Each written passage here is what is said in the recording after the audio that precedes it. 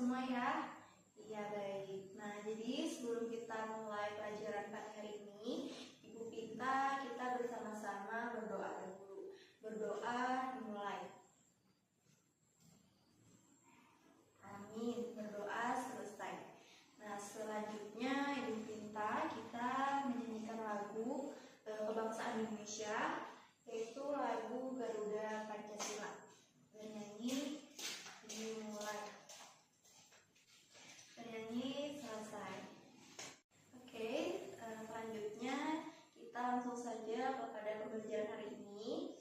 Ibu Pinta kalian buka buku halaman 104. Nah, di sana ada gambar apa? Ya, betul, gambar orang sedang mencangkul.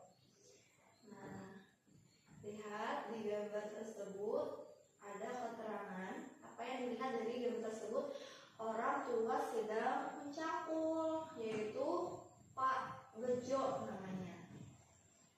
Nah, Ibu bacakan dan didengarkan secara seksama. Pak Bejo yang sudah tua tetapi masih kuat mencangkul. Tulang dan otot-ototnya masih kuat mengayuh cangkul yang berat. Kakinya pun masih kokoh berdiri dan berjalan di lumpur yang pekat. Pak Bejo sudah terbiasa melakukan hal tersebut sejak remaja. Dia pun melakukannya sebatas dengan kekuatannya dan kemampuannya. Dia tidak pernah memaksakan untuk melakukan kegiatan yang di luar batas kemampuannya. Jika kita paksa, bisa-bisa tangan dan kaki kita cedera. Jadi, kesimpulan dari gambar tersebut adalah Pak Bejo biasa melakukan hal tersebut atau aktivitas tersebut sejak remaja. Jadi kalau kita yang tidak ada basicnya mencangkul tetapi mencangkul, bisa-bisa tangan dan kaki kita cedera atau otot-otot kita ikut cedera. Nah, di sini Ibu akan menjelaskan tentang ciri-ciri otot-otot tersebut. Otot-otot tersebut ada 3. Nih, ada otot polos, otot lurik, dan otot jantung. Yang pertama, otot polos. Ciri-ciri otot polos.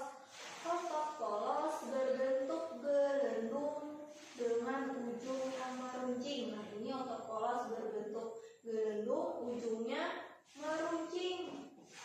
Karena otot polos tidak dipengaruhi oleh kesadaran. Jadi kalau kita sedang tidur atau pingsan, otot polos tidak bisa bekerja. Nah, gerak otot polos lambat, teratur dan tidak cepat lelah. Otot polos terletak pada alat-alat tubuh bagian dalam. Nah, ini letak otot polos di dalam bagian tubuh. Nah, ini seperti yang digambar. Otot polos tidak memiliki diskus interkalaris. Nah, itu ciri-ciri otot polos. Selanjutnya otot lurik. Bentuk sel otot lurik memanjang dan silindris. Nah, ini otot lurik memanjang dan silindris. Otot lurik memiliki banyak inti sel yang terletak di tepi sel. Jadi, otot lurik memiliki banyak inti sel di tepi-tepi sel. Terus, kerja otot lurik dipengaruhi oleh kesadaran.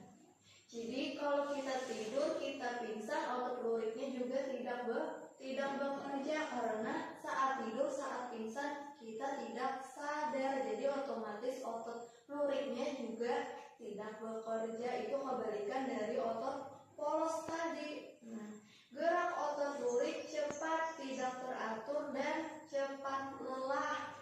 Otot lurik melekat pada rangka.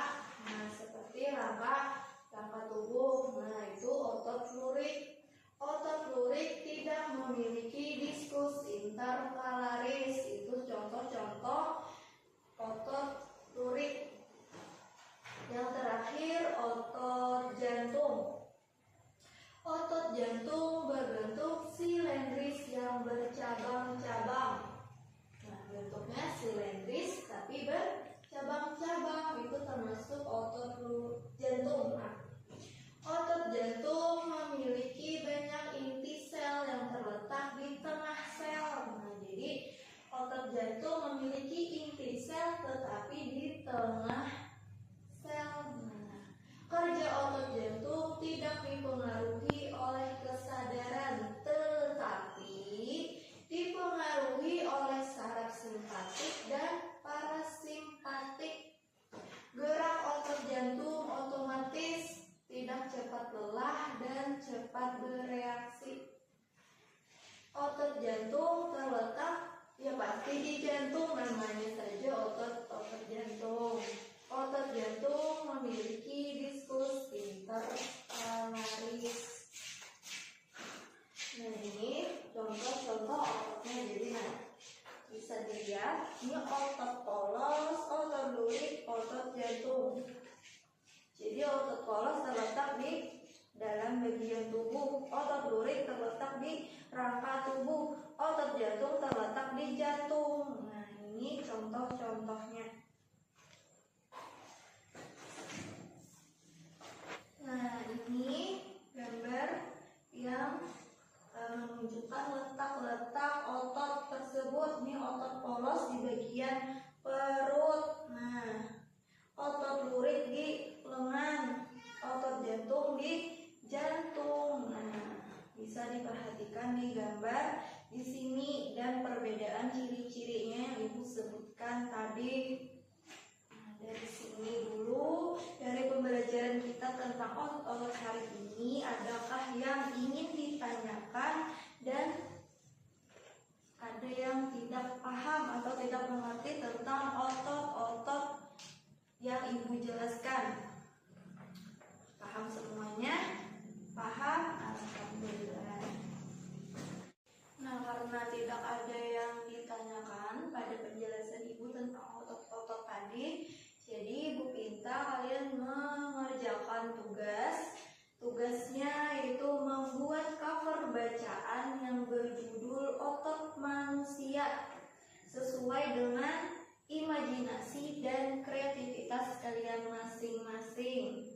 Dikerjakan hari ini, dikumpul hari ini, dan kalau sempat kita maju satu persatu untuk menceritakan gambar yang telah dibuat tadi di depan kelas, di hadapan Ibu dan teman-teman. Dikerjakan dari sekarang di buku lembar buku tulis kalian masing-masing.